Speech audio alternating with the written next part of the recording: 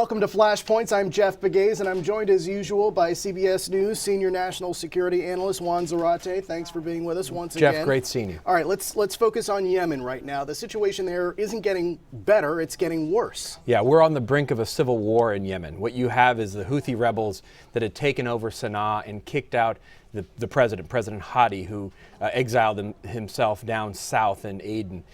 They've basically declared war on Hadi and his followers and governmental institutions. Hadi, who's trying to run a government from the south, has declared he's going to fight back.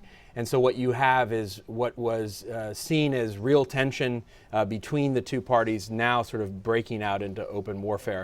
And the challenge for the U.S. is that the U.S. counterterrorism partners that had been so important in going after al-Qaeda in the Arabian Peninsula are now sort of having to form along the battle lines internally to deal with the challenges emerging there in Yemen. Well, why should the average American citizen really pay attention to what's going on there? Why is that important? I think there are three reasons, Jeff. One is we have a critical counterterrorism need in Yemen. Keep in mind that al-Qaeda in the Arabian Peninsula, the al-Qaeda branch in Yemen, is still deemed by American counterterrorism officials as being the most lethal and the most active in terms of going after the West. Because what we've heard is they have some of the best bomb makers. Is that accurate? They still have al-Asiri, who's the most innovative bomb maker we've seen.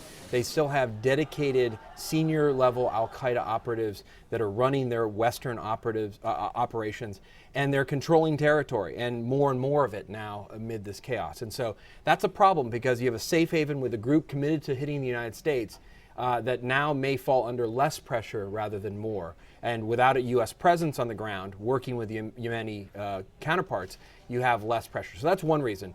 Another reason is just growing instability. The more instability there is in the Arabian Gulf, the worse off we are. It makes our allies nervous. It distracts them from doing other more positive things. So that's problematic. And third, you have a situation in Yemen where what's happening is a bit of a proxy battle between the Sunni Arab allies, Saudi Arabia, UAE, their tribal allies in Yemen, and the Iranian-backed Houthi rebels. And so this challenge of how do you deal with Iran in the world is playing out in Yemen as we speak. So terrorism, instability, and the proxy battle underway are three reasons Americans need to be concerned. Yeah, it's a tough mix for U.S. law enforcement officials, but what is the next step here?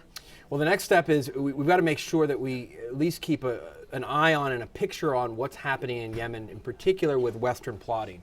That takes deep intelligence work, that takes reliance on our allies in the region to get into these areas that al-Qaeda is using to plot and to plan attacks.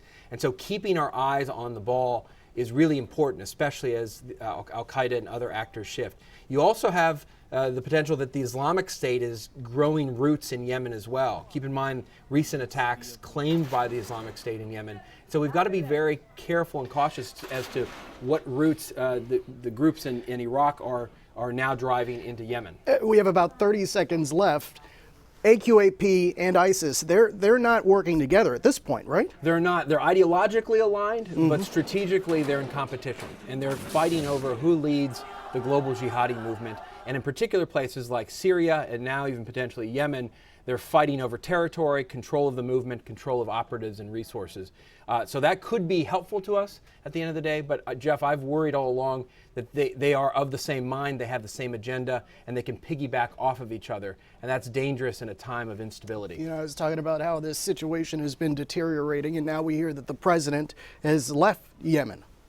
No, that's right. And I think the challenge is who is going to lead Yemen moving forward? What does stability look like? Are we going to move back to a 1990s model of a north and south and a civil war? And does that create further safe haven for al-Qaeda and other terrorist groups? The challenge for the U.S. is how do we help with stability and how do we defend ourselves against the terrorist threats that may come from Yemen? It is a challenge. For Juan Zarate, I'm Jeff Pegues, and that is Flashpoints.